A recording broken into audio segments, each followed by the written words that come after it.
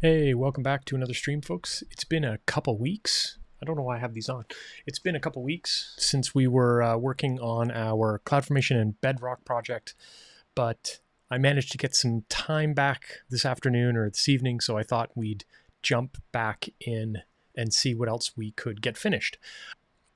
This is my little cheat sheet that I was creating as we were going through things, and you can see here I did make a few changes. So what happened between streams? If you remember the last time we were streaming this back in session 2, there were some issues when we were trying to deploy Bedrock with permissions.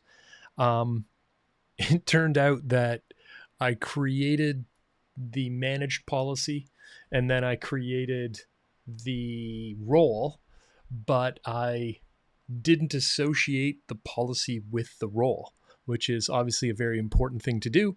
So I fixed that up and made it through that part. The other thing that I did today was, I'll show you this, but in the OpenSearch serverless configuration, you have to create policy documents. I think there's 3 of them. There's an encryption, network, and data policy I think you create. And one of the things that I noticed was I had hard-coded the vector database name in that template, and it just makes it a little less flexible than I had hoped. So I changed that, and now it's basically using a sub command to pull in some information, so it's a little more dynamic. Okay, so those are the 2 things I fixed.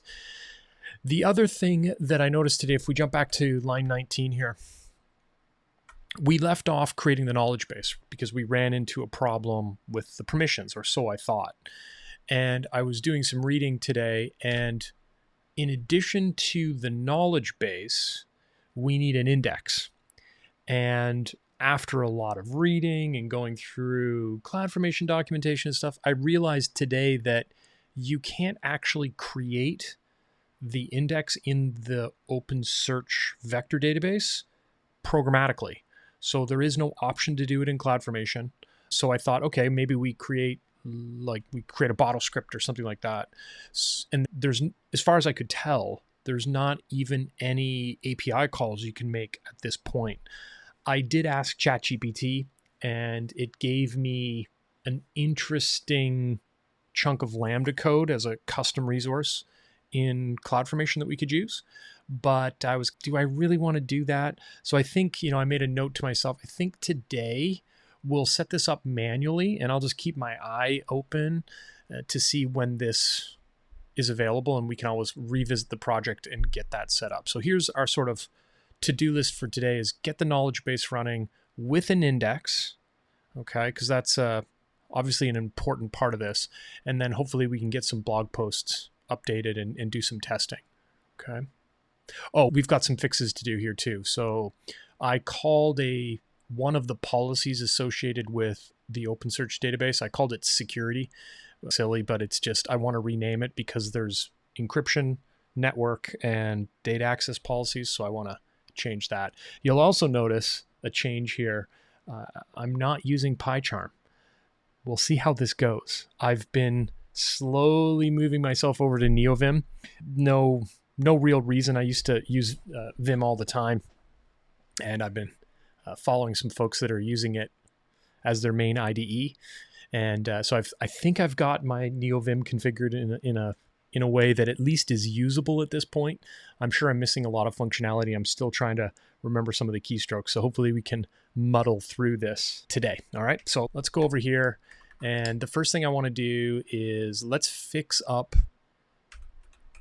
in our database here. See our policy right here. I called this the security policy. I know it's silly.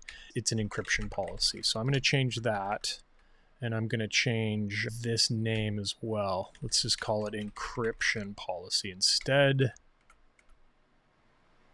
And let's change this. Okay. And you'll notice here in, what is this, line 2 here, this is what I changed. So I changed these policy statements to use the sub function.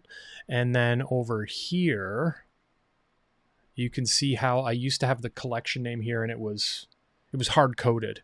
And I'm just passing in now the environment parameter and set it up that way. And I made those changes to the encryption, network, and data access policy. Okay. Now another thing we're going to have to do is change this. So now this depends on our encryption policy. I don't even think I need to change anything else here. So let's save this, and then let me just make sure we're in the right spot. Let me get GitLab running. Just bear with me a sec. We can double check the projects. So we're back here. And let's just see what the pipeline does. Oh, and I logged in already over here. So if we go to CloudFormation, we go to the right region. We're deploying all this in US East 1, even though now I did notice the other day that Amazon announced some of the Bedrock features are now available in the Canadian region as well, so that's good. And I deployed a bunch of things before the stream. So this is our source. There's a name for it. I'm going to call it our repository. So we're going to use this S3 bucket. We're going to upload our markdown files in here. We've got our identity access management resources. There's our OpenSearch database, and here's our knowledge base. Okay, so let's just see, did our pipeline finish? It did. All right, so if we go to OpenSearch, we should have this, right? So it's going to remove our security policy and add our encryption policy. So we'll execute that. Oh, I cheated too today a little bit. I was trying to figure out, I just couldn't figure out why I couldn't solve the index thing. So I actually went over, and you'll notice here, there's this guy, Bedrock Knowledge Base. This I created through the management console just to try to figure out what the heck was happening. Okay. This is the one that I created earlier. Now, I'm surprised that's there because did it not? Oh, it didn't clean up. Okay, so let's do this. Let's just delete this guy. And this, oh no. Encryption policy is conflicting with, yeah, okay. So this actually might be easier. I'm just going to delete this as well. I thought that might happen. I find sometimes when you're changing names of things, and especially the logical IDs, doesn't work as nicely as you might want it to or hope that it would. So I'll just clean these up and we'll do it from scratch. If I remember, neither of these stacks really take too long to deploy. So hopefully it'll be pretty quick. Okay, so that's gone. Let's delete this one as well, and we'll let it deploy. Okay, good. So that's all cleaned up. Let's just rerun this pipeline. How do I want to do that? I'll just go here. Let's run it again. Let's see here. Okay, so our CloudFormation deployment, I'll leave this just so we can use it as a reference if we need it for anything. So that's all gone. All right, so here we go. This is our database, right? So let's look at the change set. We're going to create a database with our new policies. Hopefully I didn't mess it up. The easiest changes tend to be the ones that end up being the hardest, right? Okay, so those worked. Okay, that looks good. Yep, so there's our policy docs, and now it's creating our database. So if we go back over here and refresh, there's our database. Okay, okay, perfect. Now I can't recall if I think I'm going to wait for this to finish the deploy before I try to do this one, because it refers to it and I'm not quite sure if it'll mess it up or not. So while we're waiting, why don't we jump back here? Oops. I've got this new mic too, and I can't see where I'm typing here. I've got to get used to the layout. Okay, so this in theory is fixed, right? So we can say that's done. This, oh, these are our future updates. So yeah, while we're waiting, let's just talk about these. If you recall, we are deploying OpenSearch here outside of a VPC. We are protecting it with those policy documents, but ideally what I'd like to do is deploy that into a VPC to give us that extra layer of protection. So I thought we could do that in the future. Change the logical name of our OpenSearch database from vector to collection. I wonder if we did that already. I can't remember. We called it a vector database. I don't think that really matters. Vector DB. We'll leave that one for now. Okay, so our OpenSearch database is there.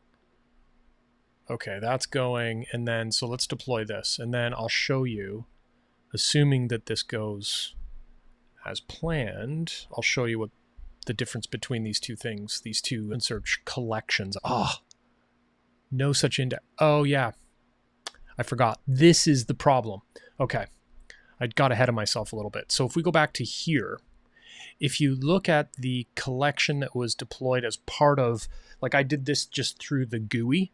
And if we look at this, you'll notice we have an index. Okay. And then the index has a name. And within that index, we have some mapping fields and things like that. Okay. And what I did there was forgot that I needed to do that. So this is the part that I couldn't find a way to do it through CloudFormation or through Boto. And I didn't want to make up some sort of janky script to do it with a Lambda custom resource. So I think what we'll do is we'll just do this part manually. Okay. So I'm going to open up another tab because we're going to switch between these tabs to make sure. I just want to replicate what's here. You could also find this in the documentation. Let me just find that. There's actually a really good knowledge base walkthrough. So if we go here, prerequisites, we need our vector database. We used the OpenSearch serverless deployment and we created the collection, and then we need to create the index. So let's follow along with this and see how it goes. I've got it open in another browser here too. Let me just make sure I'm in the right spot so I can read as we go. All right, so let's go back over here. Let's go OpenSearch, our collection, and we'll go, this is the collection that we created. Okay, so we'll open this up. We're going to go to indexes and we're going to say create a new vector index, and we're going to give it a name. Now I do have this. This was me misunderstanding some of the instructions here. So if we go back over here and we look at the knowledge base here, I can't remember the jump command. I can go to the end of the file and the beginning of the file, but that's all I got at this point. If we go down here, see this vector database or vector index name. So it's just going to be, let's actually change this. So we're going to call this Bedrock. We'll just call it index, keep it easy. Okay. So environment, in our case, that's always going to be development. So it's going to be development Bedrock index is what we want to call this. So we'll say development Bedrock index. All right, now I think we have to add a couple things here. Enter a name for your index. In the vector fields section, add vector, choose add vector field. Amazon Bedrock stores vector embeddings for your data source in this field. Provide the following configurations. All right, so we need a name. Now I'm gonna just copy what's over here. Okay, so we're gonna do that. This is our vector field that we're creating. Bedrock. Do we want to call it that? Yeah, let's keep it the same, and then that way it might be easier to troubleshoot it if something goes wrong. Engine dimensions are 1024. And then distance types, Euclidean. Do we need any of these? M is 16 and construction is 512. I have no idea. The number of bidirectional links that a plugin creates for each new element, increasing and decreasing, has a large impact on memory. I think we'll just use what they're using in the example. So what did they do? 16 and 512. So we'll go 16. And what's this? The size of the dynamic list used during K-NN graph creation, Higher value lead to more accurate but slower indexing. EF construction is 512. So let's just make it the same. Okay, so we're going to say confirm. All right, so that's that part. Oh, they give us some examples too. The dimensions, the number of dimensions in the vector. Refer to the following table to determine how many dimensions the vector should contain. And it's based off of, if we go over here, it's based off of the model that we're using. And I actually think we used this guy, which means our dimensions maybe should be bigger. Can we change that? Can I edit this? I cannot. Okay, let's remove it. Let's go again. So we'll just copy this guy. We'll dump it in here. Dimensions we got off of this is 15, 30, and then this was, I think it was 16 and 512. Let's just check that. Yeah, 16 and 512. Confirm. Okay, so that's fine there. Is there anything else in here? Metadata. Now, does it say anything in the documentation about this? Expand the metadata management section and add 2 fields to configure the vector index to store additional metadata that a knowledge base can retrieve with vectors. The following table describes the fields and the values. So the first is we need a Amazon Bedrock chunks the raw text from your data and stores the chunks in this field. You can name it whatever you would like. Okay, and again, we're just going to copy these, right? So this is our text chunk. Data type is text and it's true. String. Okay. That's interesting. I would assume that's going to be the right thing. And then we've got metadata, which is also text, but in this case, it's not filterable. So this is false, right? True, false. True, false. Okay, let's say create. User does not have the permissions. Okay. I'm an administrator. I wonder why I don't have the permissions to do this. Let's go one thing at a time. I wonder if this has something to do with the policies here. Oh, I think this is what it is. Maybe not this one, data access. So see this here. This is currently tied to the role we use for CloudFormation. And since I'm doing this through the management console, that doesn't apply, right? Okay, so let's see if we can sort this out. Where do we set those? Or over here. Here's our data access policy. And see here, the principal name. What I'm thinking is we could add another principal here. So we could do, I don't know if it's going to like this formatting. And I'm just going to grab I'm going to use the role that I'm accessing this environment with. So I'm coming through the identity center. So I'm going to grab the identity center role. I'm just using an admin role in our demo account. Let's see here. This is C52. That's this guy. Okay, so that's that. We could probably do something. You know what? I'm going to put it in there as the complete string. I was going to say we could probably wildcard that somewhere, but let's see if this does the trick. So let's go. I think I saved that already. What did we just change? We changed this, right? So we'll commit this first. If this does anything. All right. Hopefully this does the trick. So what did we just change? We changed OpenSearch there, right? Yeah, okay. So all we're doing here, if we look at the details, we're modifying the policy, right? And we're just adding this additional role. I'm hoping that's what does the trick. I bet you it's not going to like this because of that carriage return. Let's see what it does. Maybe it'll surprise us. Oh, look at that. It did work. Okay. I wasn't sure when I saw that carriage return there. So if we go back over here and we look at data access, we go here. Now we've got the two principles. So this allows CloudFormation and this allows the built-in, the SSO admin role. So now if we go back to collections, we go here. Did I leave that open? I did. This is the original one. Okay, so let's go indexes, create, and we're going to borrow all these again. I'm just going to try it like this. Damn it. User does not have permissions for the requested resource. Okay. When all else fails, we can go here. You would think, so this is the Amazon OpenSearch serverless. So maybe we could do this. We'll go event source. Oh, that's interesting. A.O. Is it just OpenSearch? Can I just type this? Usually it picks it up. Okay, there we go. I was just looking for an error code here.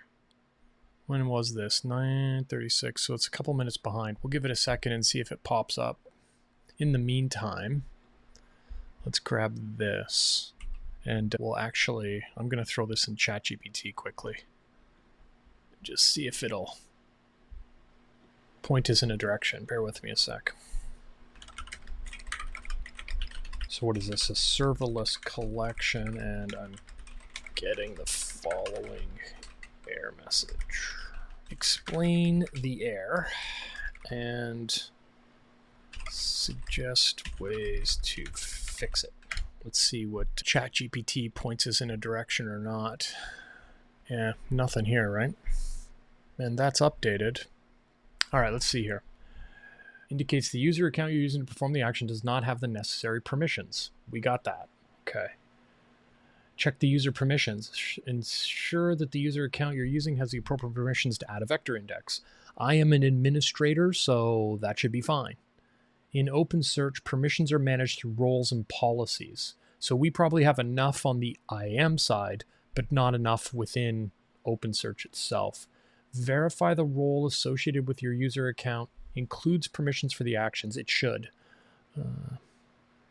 Make sure the role, review OpenSearch policies. Check the OpenSearch security configuration to ensure that the user or role has the appropriate permissions. You can do this by reviewing the security settings in the dashboard. Okay, let's go back and have another look here. We could also compare this to, so if we go data access policies, this is the policy that was created when we did this through the management console. Amazon Bedrock, and oh, see the slight difference? Okay. So I think we probably should add this. I don't know. Let's see if I can do it first. So we need that. I think all we need to do is add on the end of our policy doc. I think we could do this. So see how that ends in C52? Let's go back over here. So C52, I didn't put the actual username in here. So let's try, we'll recommit this one and see what it does. Hopefully this does the trick. Again, it should if we look at the details, right? We're just modifying this. So now we've got /* at the end, which is essentially saying anybody that can access our demo account, if this is the right policy, right? Anybody that accesses our demo account using the administrator access permission set has the, damn. Invalid request. So it didn't mind this one. Doesn't like the fact that I added the /* to the end. I'm just going to try something. I just want to see if we go over here, right, and we find our data access policy. This is the one. If we edit this, okay, so let's go like this. We're going to add a principal. We're going to go here and roles. So again, this is the role that we're using. So let's add that and say save. It's putting this in there. Do I have to save it? Okay, save that. No changes detected. Okay, so if we do this, okay, go like this. This is the one we created. Let's edit it again. Add a principal. Ends in C52, save. Sure looks like it, doesn't it? There should be no users here. Like, that's not going to do anything. This won't work either. It's not going to filter. So I wonder, can we see if we go and look at the data access policy here, does it show us in JSON as well? Anywhere? Here we go. Yeah, see what it's done? It's put the full thing in there. Didn't like the star. Okay, so what we're going to do is we're going to copy this. Go back here.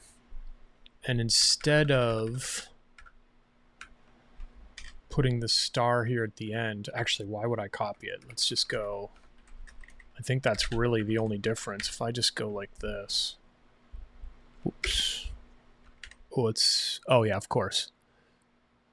Oh, look what I did. I see it now. See this? That's why having an example is always handy. STS. So it's not an IAM resource. It's an STS resource that's in the document. So I think if I change this to match, okay, so we're going to pass that in. We're going to say assumed role. Yeah, it's different, isn't it? You know what? Let's just, no, let's type it. I see what's happening here. Okay. Now that looks like this. If we just line this up, the old line the fields up trick looks like it's the same. So let's do this. And while we're waiting, I was wondering about, so that's the data access policy, encryption policies, nothing there that's different, network policy. These should be the same, I think. They look the same. So it's really just data access, I think, that we have to worry about. Yeah, these are okay. Okay, there we go. So if we go back over here, data access, open this guy up. Okay, so now it's got that. Let's try this again.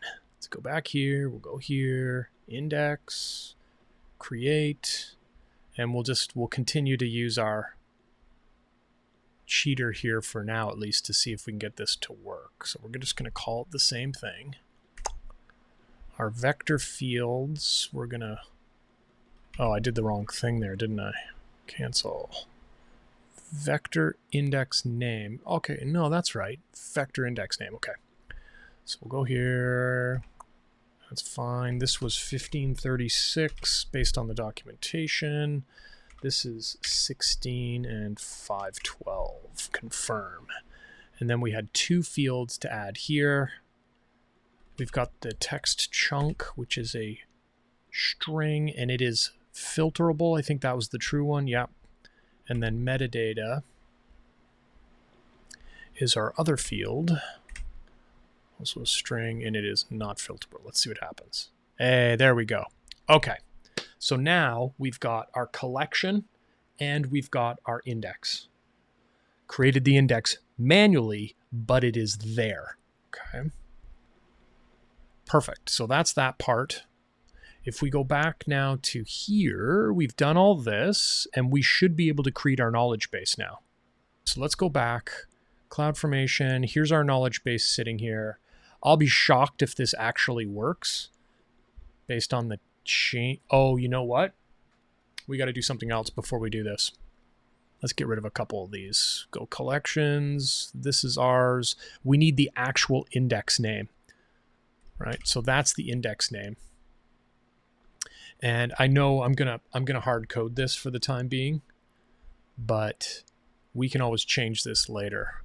So here, oh no, sorry, it's not here. It's in, yeah, no, it's here. It's up here. Vector index name. We're going to take this out and we're going to go like that, okay?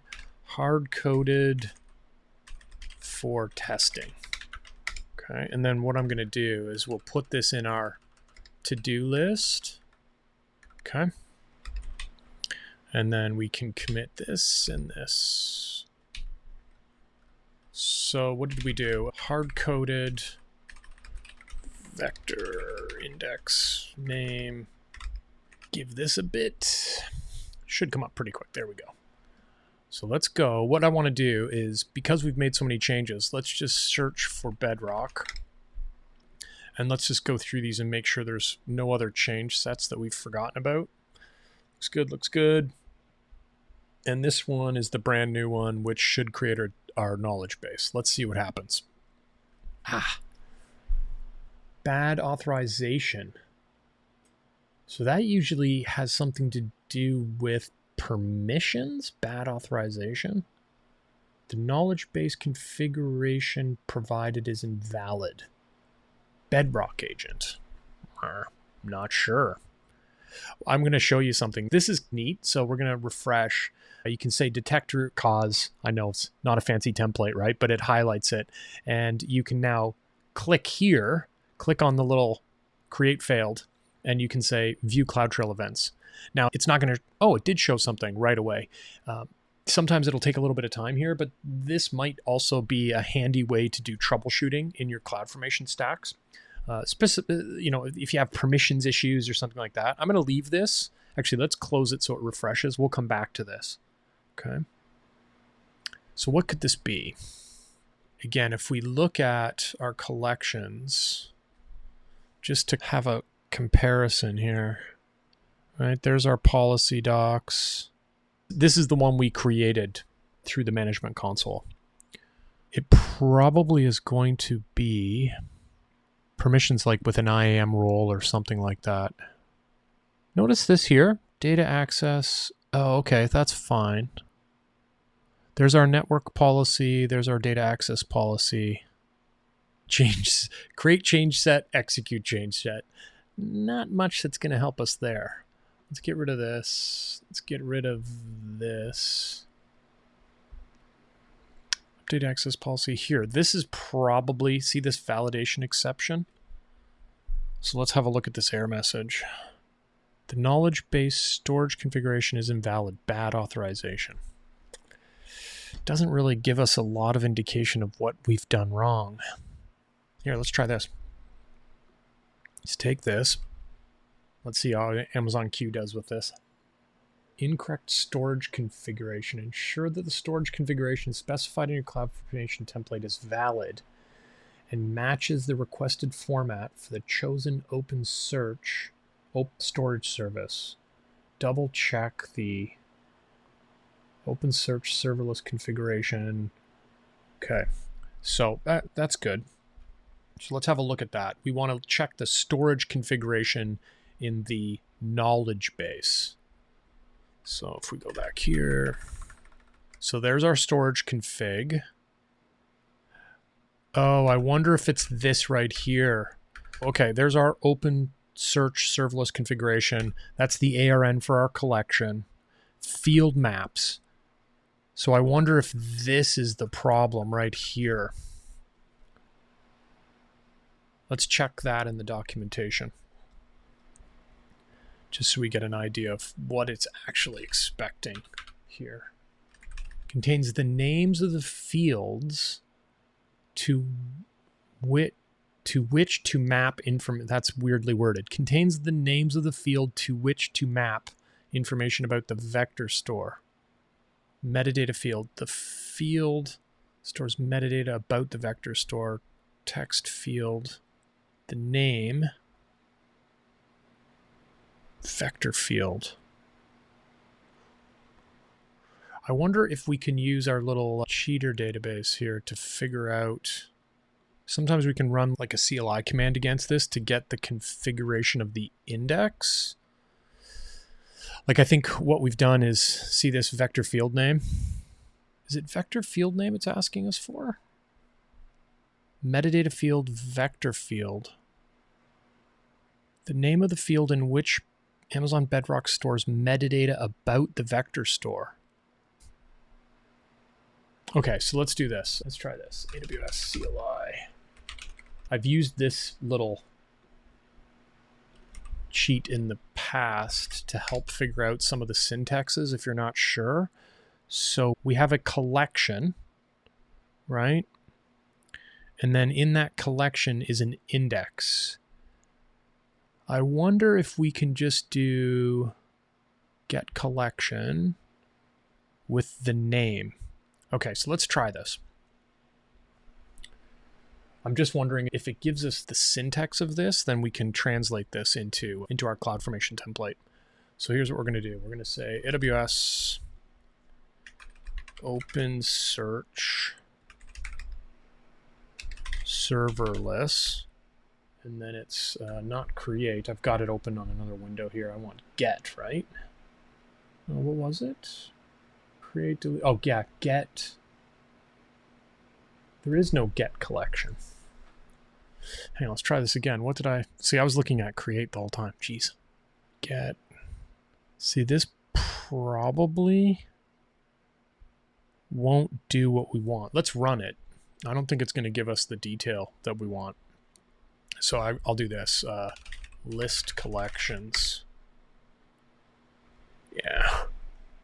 There's our 2 collections, but I need the info about the actual collection config. Okay. Batch get collection. Returns attributes for one or more collections, including the collection endpoint and OpenSearch dashboard endpoints. It seems silly to run a batch get collection. Why isn't there just a get collection?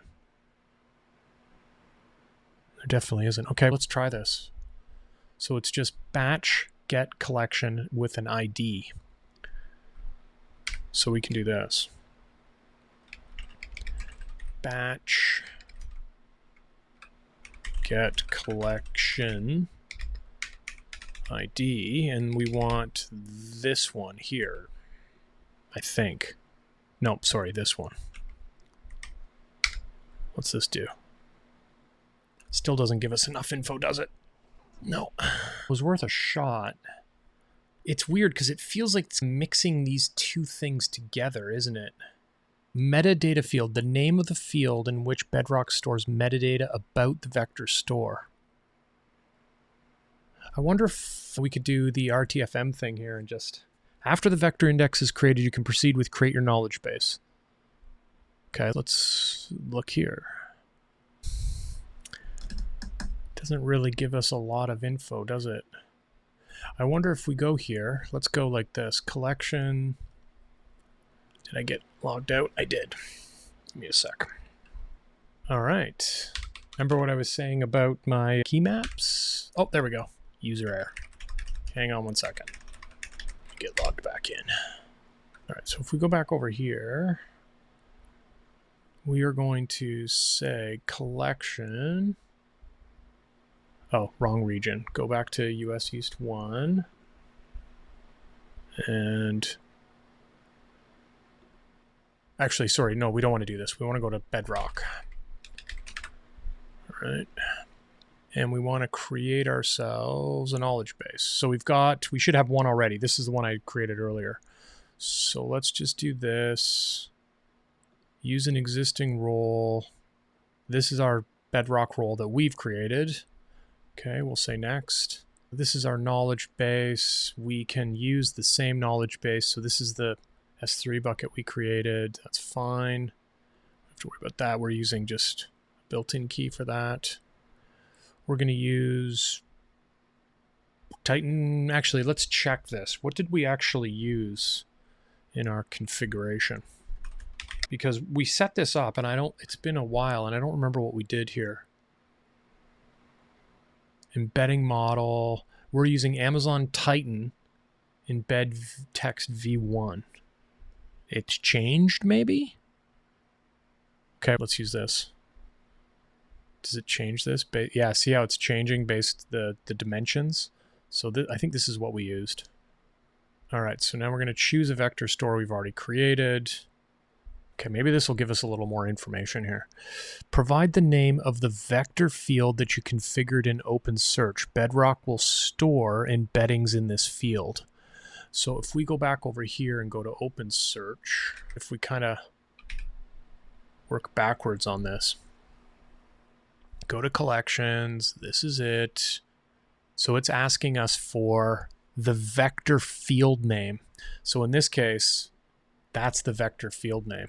Okay, so we're going to put that here. I'm going to see if we can create this. So we're going to, I'll come back and get the ARN.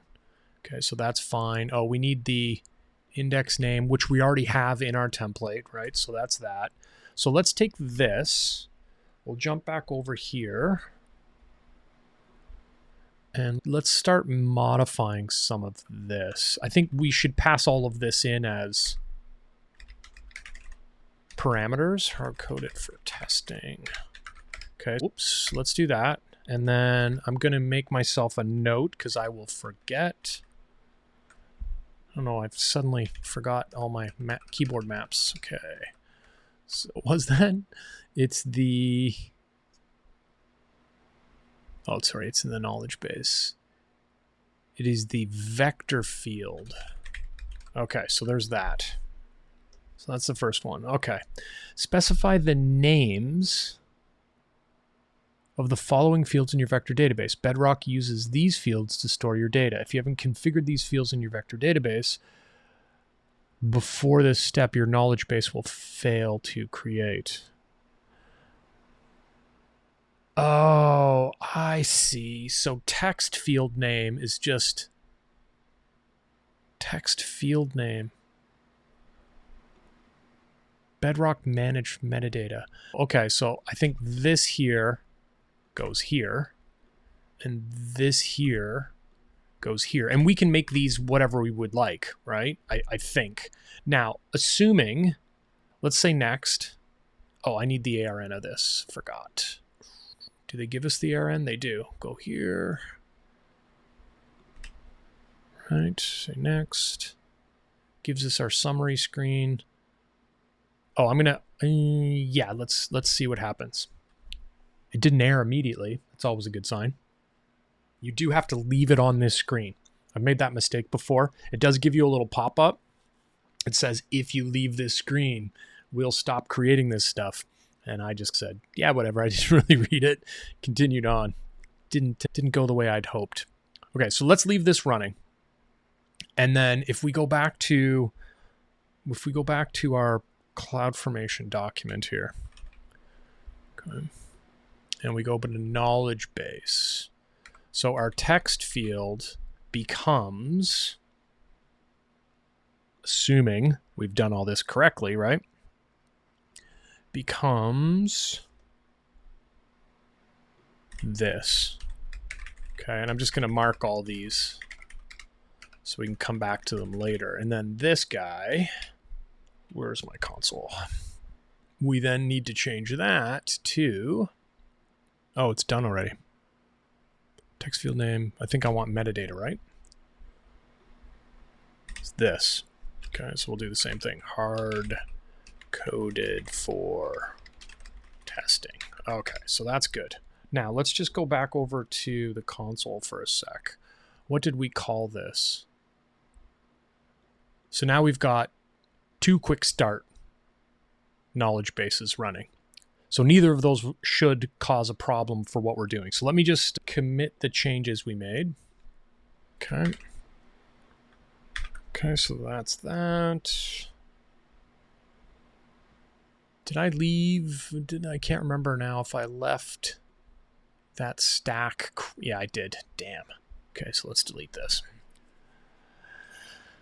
That's not going to work well with our CloudFormation deploy. Hey, Jean-Luc, if you're still here, thanks for the follow. I appreciate that. I just noticed it now. Welcome to the channel.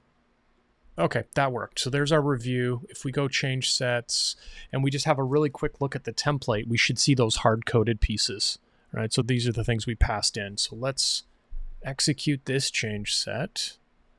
That's a little more promising. I think last time it failed immediately. If we go back here, hey, look at that. This is our new guy. Okay, so as that's happening, I'm going to delete this one. This is the one we just created for our little test. So I'm going to delete that. Might as well clean a few of these up, right? Now this does take a bit of time. Oh, it does not take very long. Okay. So in theory, we have our knowledge base, right? Oh, look at it has no data source. If you compare that to what we've got in the other one, this one here, this is our S3 bucket. So why didn't it add the S3 bucket? I'm like 100% sure we've got it here. Famous last words, right? Maybe we don't. There's our configuration, our knowledge base config. There's our vector. Check your vector, Victor. There's our storage config. You know what? I think I missed a storage config. Hang on. Let's have a look at the documentation again. Storage config. Details about the storage configuration. So this is what we did, OpenSearch, right? Collection ARN. What did I miss? This is just a reference to our embedding model. Do they give us an example? Oh, it's a different thing. It's a data source config, which we do not have. Okay, there we go. Mystery solved. All right, so let's have a look at this. The data deletion policy for a data source, our data source config, our description, our knowledge base ID. Okay, so let's build one of these. And I'm just going to take this and dump it into a different browser tab so I can see it while we're working away. All right, so what we need now is, we'll call this S3 data source. And I know you don't always need the depends on. I don't know. Old habits die hard, right? So I've always done this for certain things. I think it's more just the way I keep it straight in my own head. I don't think there's a problem doing it. I've never had a problem before. Properties. There we go. Okay, so let's put the description at the top. Okay, so that's that. What's our data deletion policy? And this can have one of two values, retain or delete. Let's make this a parameter. If I can remember how to use a keyboard. Here we go. So we'll say retention. Can't spell. Wow, hold on. My brain has just suddenly stopped. Let's call it a deletion policy instead. I can spell that. Type string. We're going to say the default is retain. Okay, and then allowed values will be retain or delete. Felt like Elmer Fudd there for a sec. Okay, so let's go here. And we'll just say ref deletion policy. Okay, so that's that one. Now this is the big one. Data source configuration. Let's have a look at what we need here. Okay, so we need a type definition. Right now it only supports one thing. So we're going to do S3 configuration, and I'm just going to put a placeholder there. And then it's type. There's only one type that's supported. That's S3. So let's see what it needs for the data source config. It needs an ARN of the bucket. Okay. Now we have a couple ways to do this. I'm just going to put some placeholders again. So it needs the bucket ARN. You can put in the owner ID of the S3 bucket. I would assume we're really only going to need that if we're going across account, like we've got a data source in a different account. It's not required, so I'm not going to worry about it. And then you can put inclusion prefixes in. So if you've got a bucket with a bunch of things in it, but you only want the knowledge base to look in a specific location, then we could use prefixes to decide what to include. We're not going to worry about that in this bucket. We're going to say, if it's in the bucket, it's fair game. Now, I said we've got a couple ways to tackle this. Let's just have a look. I've got our storage template here, and we are exporting the name and the bucket. So we have two options. We can construct the name. Oh, we can't. Look at this. Yeah, I'm going to have to use the ARN. We didn't give this a name. We let CloudFormation name this template or name this bucket for us, which is actually the way I like to do it. That way we've got some randomness in the bucket name. We don't have to think about it. But that means that we're going to have to pull the ARN out of this and use it on the other side. So that means what we're going to have to do is here, we're going to have to use an intrinsic function called import. Okay. And luckily, we've got a couple examples right above this. So we're going to say import value, and then we're going to use the sub-intrinsic function, and we're going to say S3 stack, and then we need the name, the ARN, down here. So it's just dash ARN. See this output value here, dash ARN. So we're going to say dash ARN. Okay, so that's that. And now we need to add a reference to this stack. So we're going to go up here and say S3 stack. And we have to update our deployment script now for that. Okay, so that's that part. What else do we need here? So we've got our data source config. Oh, we need our knowledge base ID. That makes sense, right? So this is how we're associating this data source with the knowledge base that we just created. So it's knowledge base ID. And what does it expect there? I know it says ID in the name, but you'd be surprised. Sometimes they call it an ID, but they want the ARN. So it's just a unique identifier. So how do we get that? If we go back to the knowledge base, I'm just looking in the documentation here. I want to get the return value, and we can just use a ref. So we're going to say ref bedrock knowledge base. Okay, so that's just going to pull in the unique identifier for that knowledge base. What is next? Data source. Does it need a name? It wants a name. Okay, so we're going to do this. We're going to say name. And we're going to pull in again. We're going to let it construct this based off of some stuff, right? So we're going to bring in the name of the stack dash. We'll just call it bedrock source. Okay. That's probably going to be a kind of crappy name, but we'll use it for now. Okay, so then it's got server-side encryption config. Now, I think we might get lucky here. What do we have to do? Yeah, okay, so we're cheaping out here a little bit. We're using AWS managed keys. If I was doing this for a customer, we would use the customer managed keys to give us more control and more insight into what's happening.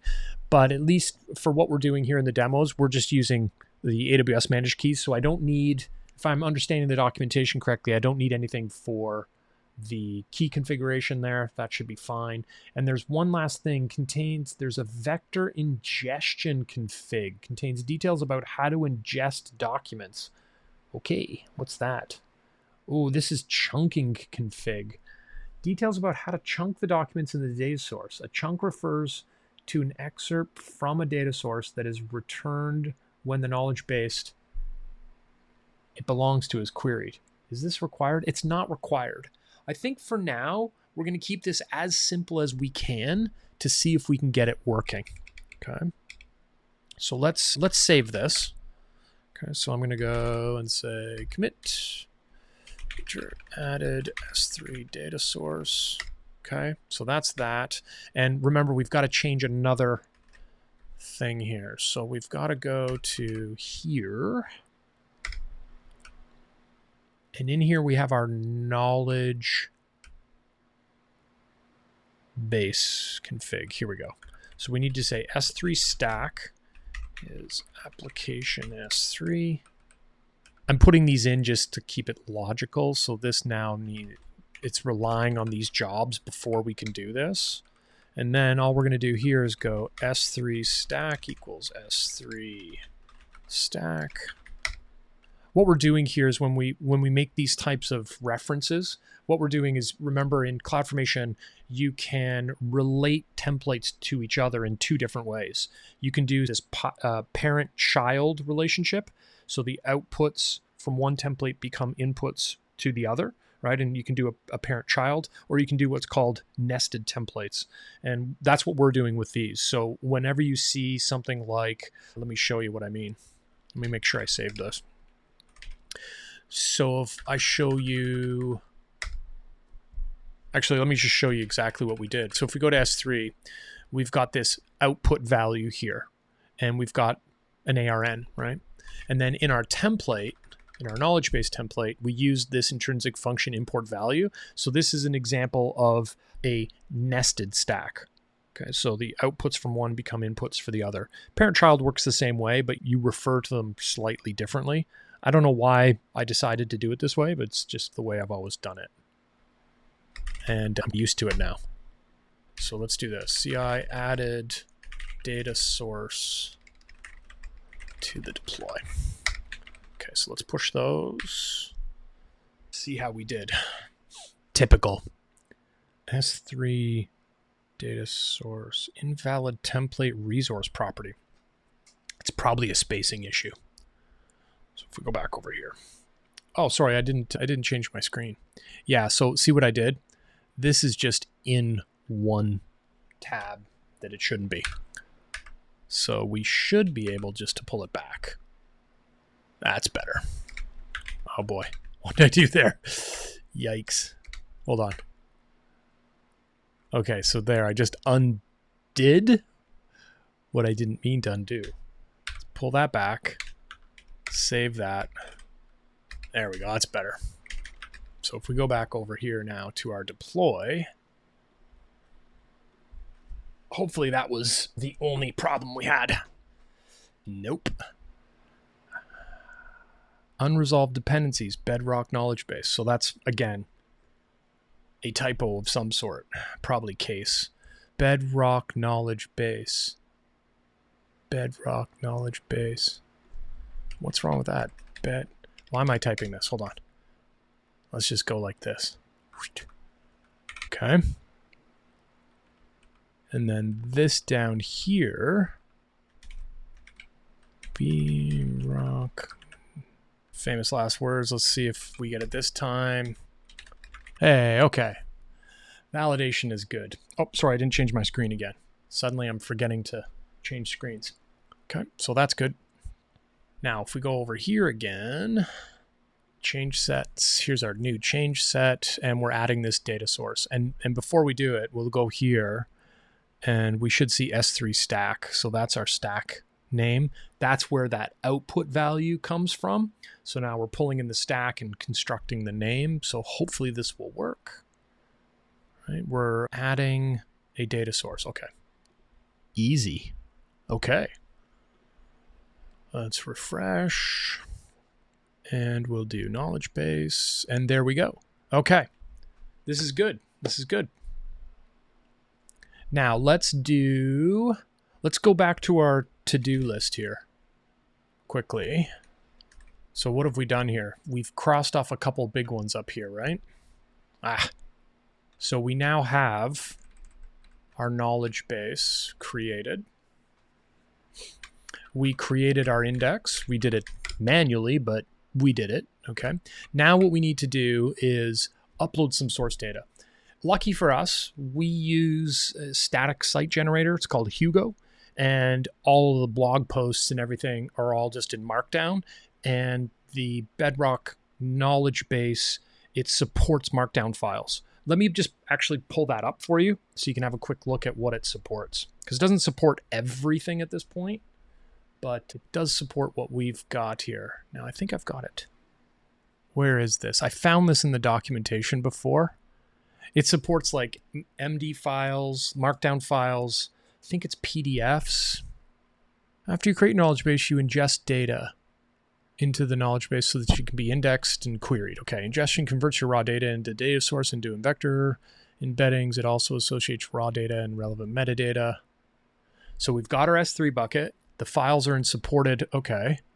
The files are in supported formats. It's weird that it doesn't tell us what supported formats are here.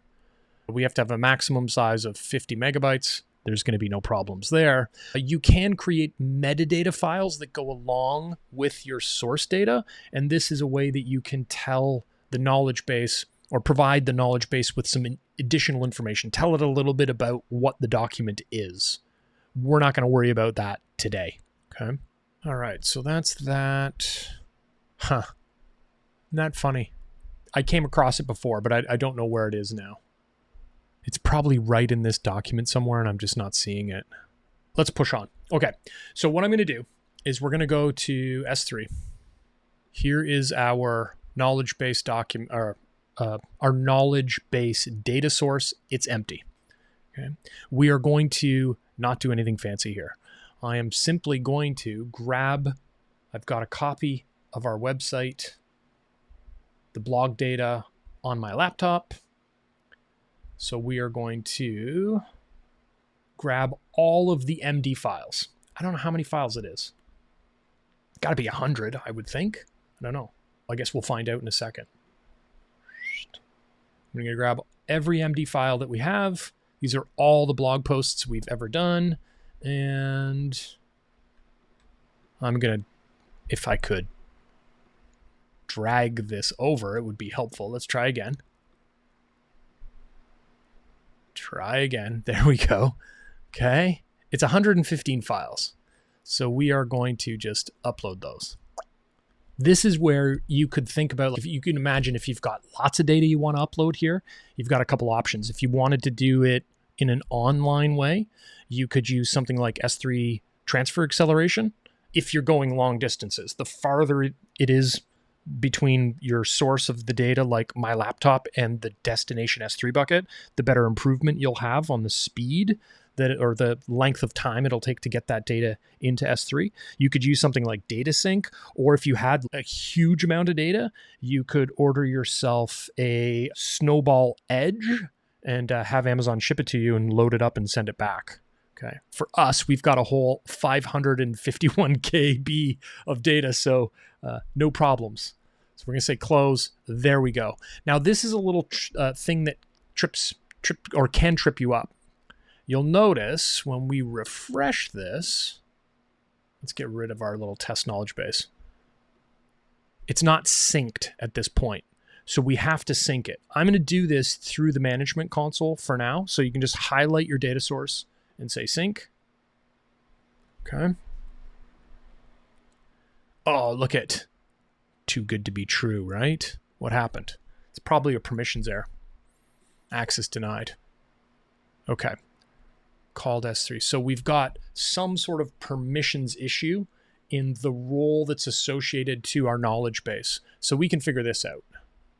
If we go back, and I'm gonna risk it here, and we're gonna go all the way to our knowledge base, and we're gonna delete the little demo one that I had created through the console.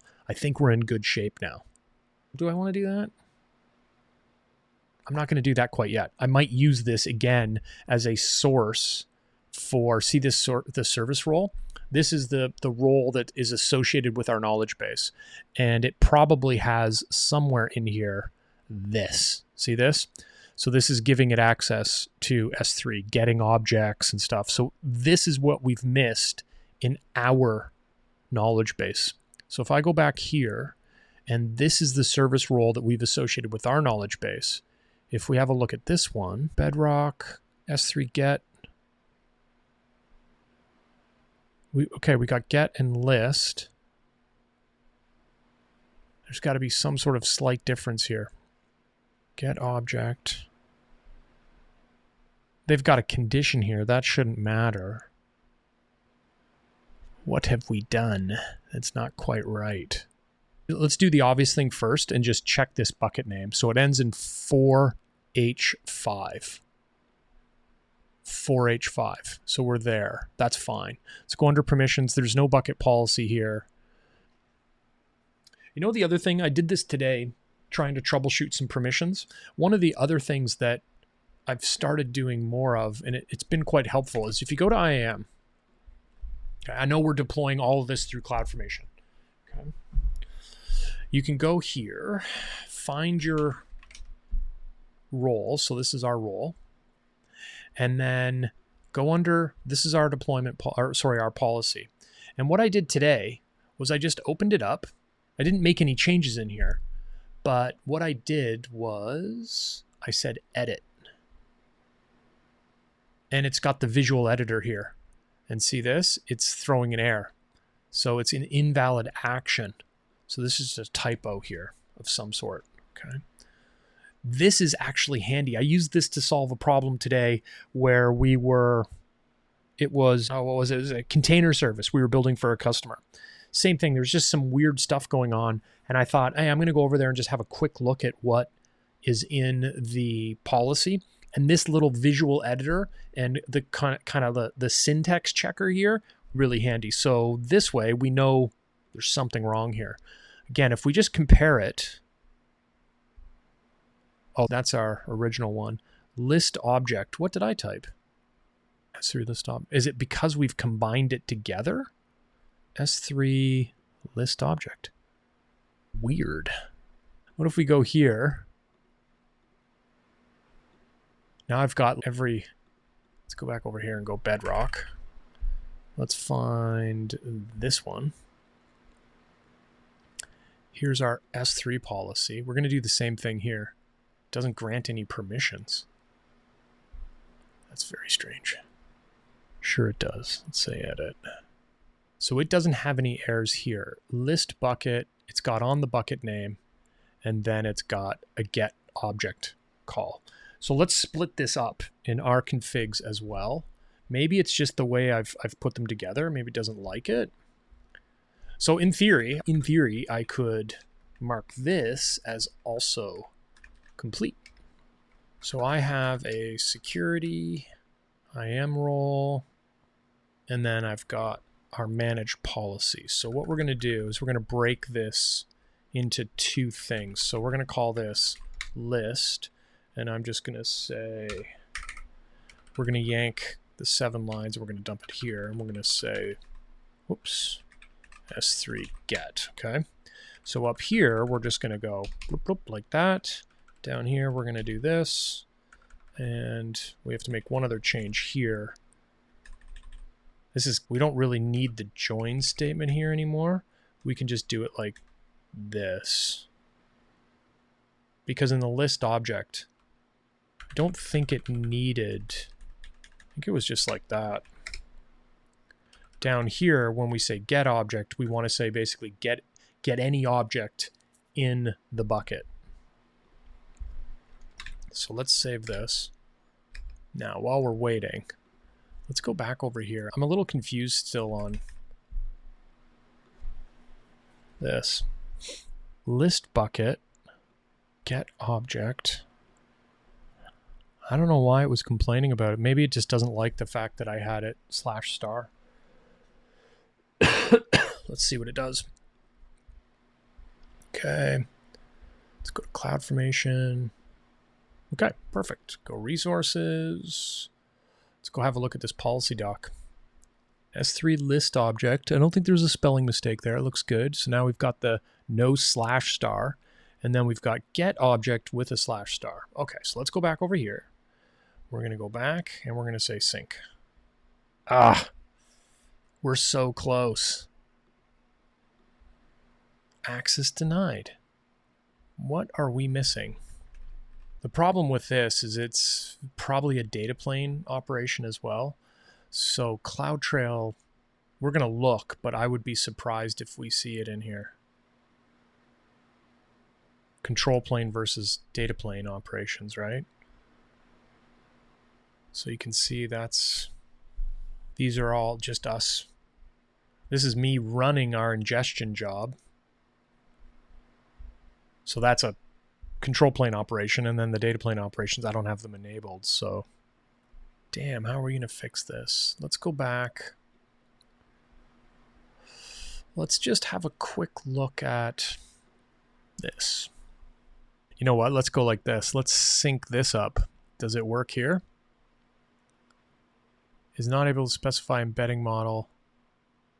Don't have access to the model. Oh, look at that. Okay. So if you get an error like this, basically what this means is you're using a model that you haven't requested access to. Okay, so if you find something like that, I remember the first time I started using it, this threw me off. If you go over to here, and we can request model access, and I think it was saying version 2. See this, available to request. So then I can go here, I think it is, yeah. Okay, and I'm gonna go, bloop. I'm not using this one in our setup. This is newer. So we're going to request this. Do we want to add anything else while we're here? Oh, Sonnet 3.5 is here now, Claude. So we'll add that. Not important for what we're doing today, but I'll add it anyways. Okay, so we'll say next. We'll say submit. Now, normally, it happens very quickly. Let's just see. There we go. Okay, so we're good there. We're using, I think we ended up using this one in our setup. Okay. It shouldn't matter for what we're doing, but let's go back to our knowledge base. Let's find this guy, and we're going to try it again. So we're going to say sync. It didn't fail. So we still have some, and it's using the same S3 bucket in progress. So there you go. See that? It's got source files. So what are we missing? There is a slight permissions difference between this service role. Let's close that. And the service role that we've assigned to our custom knowledge base here. So we're going to open them both. And we'll just compare. So the first thing is the trust relationship has to be fine. So there's Bedrock, because we would have had other issues. That looks exactly the same. So it's not an issue there. It comes down to the permissions. I've put all of the permissions in one policy doc. You can see here when you create it through the management console, it creates foundation models, access, which we should update now in ours to get the newer version. This is our OpenSearch access, and then here's our S3. It's going to be some stupid little typo or something we've missed here. And the conditions are optional, so that really shouldn't matter. This is basically saying allow a GetObject API call against that particular bucket as long as the resource account is this account. And I just didn't put that in our other policy over here. So there's our model access thing. Here's our invoke model. You can see we're using the older version. S3 list object, S3 get object. What is not right? I know this sounds silly. I'm going to run our ingestion again. That takes us to the right bucket. Okay, that's fine. Let's sync it again. Bedrock Twitch, access denied.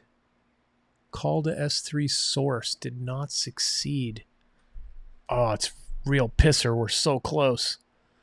Server-side KMS. Let's just check. Let's check the other config to see if that knowledge base has something slightly different. I don't see why it would. Yeah, see, no, because we're not using a KMS key. We're using the S3 encryption. What am I missing? When all else fails, we can always check the documentation. Oh, look at, this is what I was looking for before. Here are the supported file formats that you can use with the knowledge base right now. So as I mentioned, we're using Markdown, right? This is talking about adding the metadata. We're not going to worry about that. Really doesn't say much here. A data source contains files with information that can be retrieved when your knowledge base is queried. You set up the data source for your knowledge base by uploading source documents to an S3 bucket. Perfect. Does it give us uploading objects? This is not what we care about. We know how to upload objects. We did that already. What are we missing? Okay, create a custom access service role with proper permissions. Okay, let's have a look at this. This is telling us what a service role is. Again, not what we needed. This is better. Permissions to access your data sources in S3. That's what we need. Yeah, and this is what we originally had. I wonder if it needs the condition. Attach the following policy to provide permissions for the role to access the AWS S3 URIs containing the data source files for your knowledge base.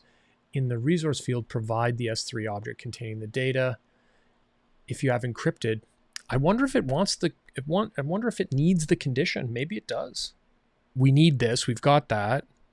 We don't have to worry about it. Aurora cluster, secrets manager, transient storage. We don't need permissions to chat with your document. I think we've got that already in there. Retrieve and grant. This is going to somewhere else, so that's fine. Let's make this one change here. Where was it? Here. See, they've bundled it together here, so I don't think it was the fact that I had it in two statements. So let's go back and let's change this back. So we're going to say S3 access, list object, S3 get object. Oh boy. Object. Okay. We're going to yank this file or this line and we're going to plunk it back here. Okay. So now we've got the bucket itself, all the objects. I'm going to get rid of this. Okay. And then the only difference here is a condition statement. So we need a condition statement. Let me find this condition statement. Hey, Pyro. Thanks for stopping by. I broke permissions somehow. Well, I didn't break them. It's I think I missed something. So it never worked. There's a slight difference, right? Condition. Is it conditions or I don't know. Hold on. It's condition. Okay. So let me just drag this out of the way so I can see it. Okay, so it's condition, and all we need here is string equals, and we're going to say AWS principal account, and we'll use this. Okay, so we've just basically consolidated those two statements into one. List object, get object. There's our bucket ARN, there's our object ARN, and then the only thing that we were missing, because this kind of takes us back to what we had originally minus the condition. So string equals AWS principal account is the account ID. Okay. I was always under the impression that conditions were optional. Maybe in this case it's not. I don't know. All right, so let's go back over here and see if we get lucky here and this works. So this will be here. So all we're doing is modifying our manage policy, not replacing anything because we're just adding the condition. Let's see what it does.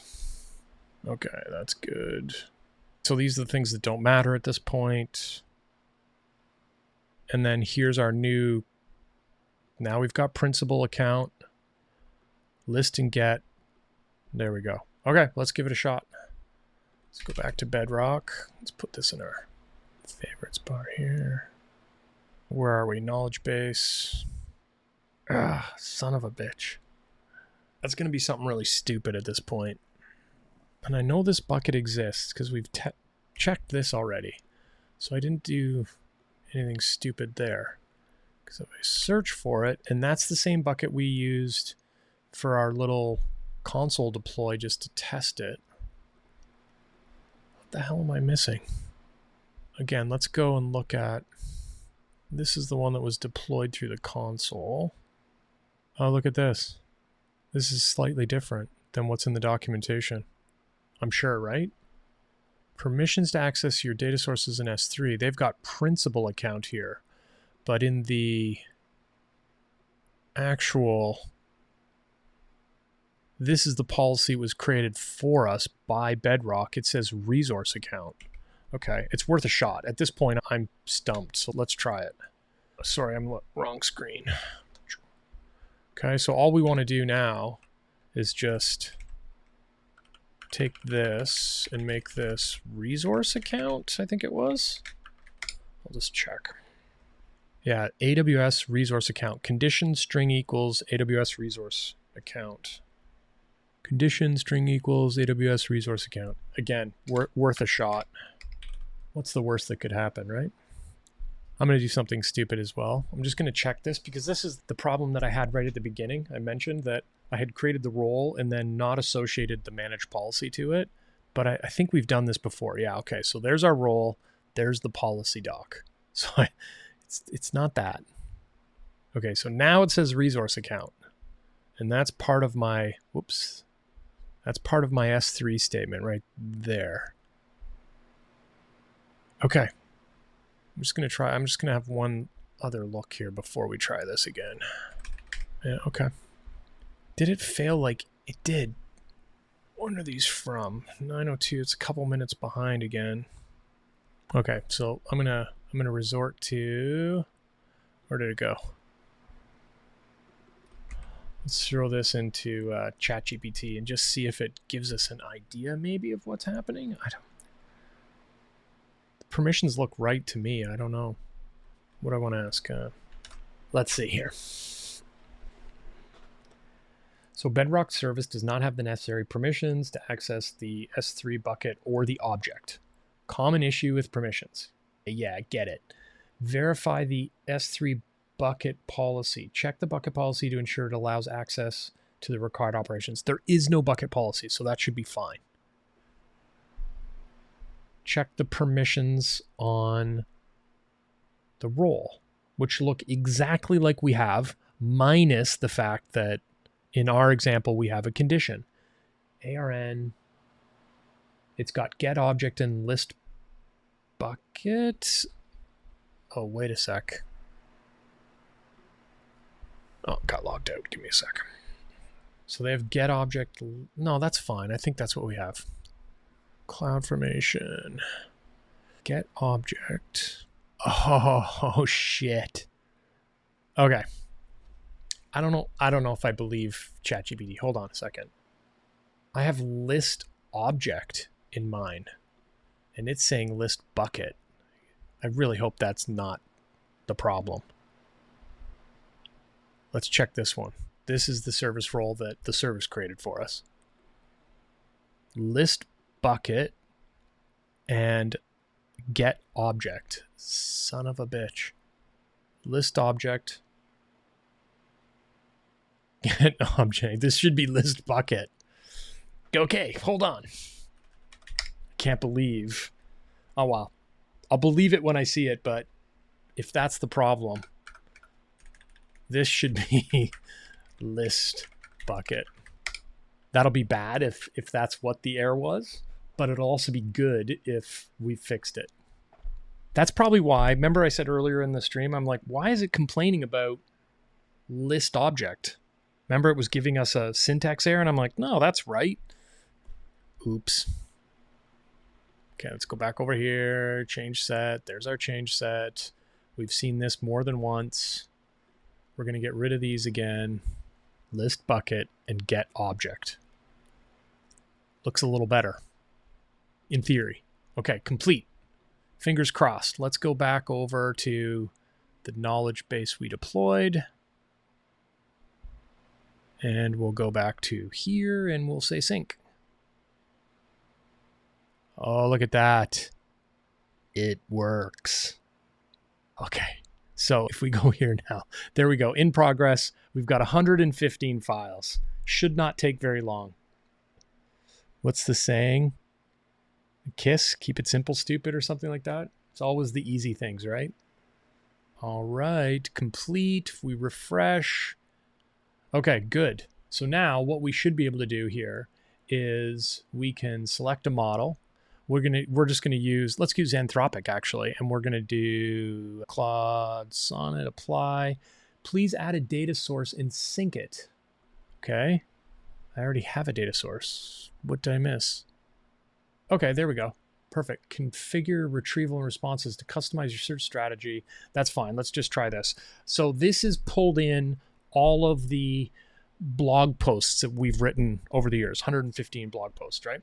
So I'm going to try this. Provide, okay, hold on. We'll give it a bit of context. You're an AWS solution architect with a deep understanding of building VPCs. Oops. That's great. That's not exactly what I want. Okay, so we're going to say you've been asked to provide a list of security best practices to an internal team who is building their own VPCs. What would you suggest?